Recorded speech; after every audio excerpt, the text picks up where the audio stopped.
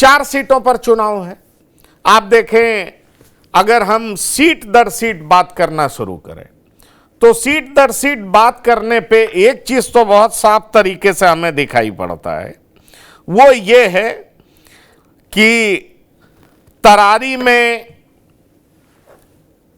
एक तरफ से बीजेपी भूमिहार उम्मीदवार उतार रही है तो प्रशांत किशोर राजपूत उम्मीदवार उतार रहे हैं, और महागठबंधन की तरफ से राजू यादव उतर रहे हैं, सीपीआई-एमएल के प्रत्याशी हैं।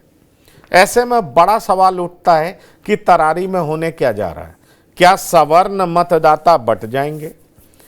जो बीजेपी के उम्मीदवार हैं उनके पिता पर ब्रह्मेश्वर मुखिया की हत्या का भी आरोप था, सुनील पांडे पर।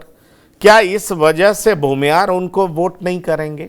अगर हम तरारी की बात करें, सीट दर सीट बात करें, तरारी में आपको भारी कौन नजर आ रहा है और प्रशांत किशोर की पार्टी कहां नजर आएगी?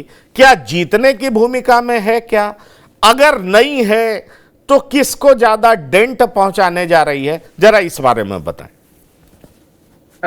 तरारी में पंकज जी, जो हमको जो अभी दिखाई पड़ रहा है तरारी के बारे में, हम जो इधर हमको जो फीडबैक है, और विशाल प्रशांत, देखिए भारतीय जनता पार्टी के पास तरारी में कोई पहलवान नहीं था।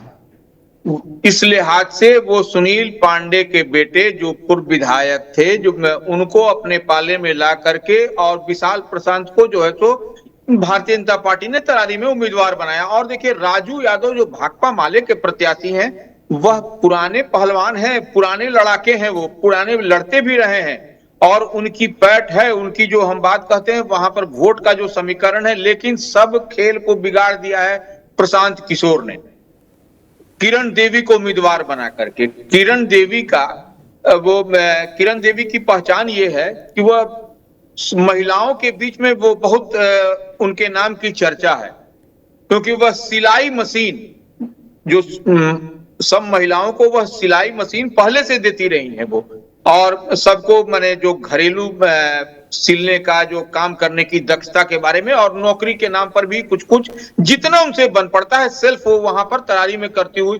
तो निश्चित रूप से किरण देवी जिस समाज से आती हैं, वह राजपूत समाज से हैं, तो वह निश्चित रूप से राजपूत समाज का वोट आपको विशाल प्रशांत को उतना नहीं मिलेगा जितना मिलना चाहिए। क्योंकि देखिए वहां पर उसी तरारी से लेफ्टिनेंट अवकाश प्राप्त लेफ्टिनेंट जनरल एसके सिंह को भी प्रशांत किशोर ने उम्मीदवार बनाया था, लेकिन किन्हीं कारणोंवश उनका वोटर लिस्ट में संभवतः नाम नहीं था, इसलिए वो नहीं बने।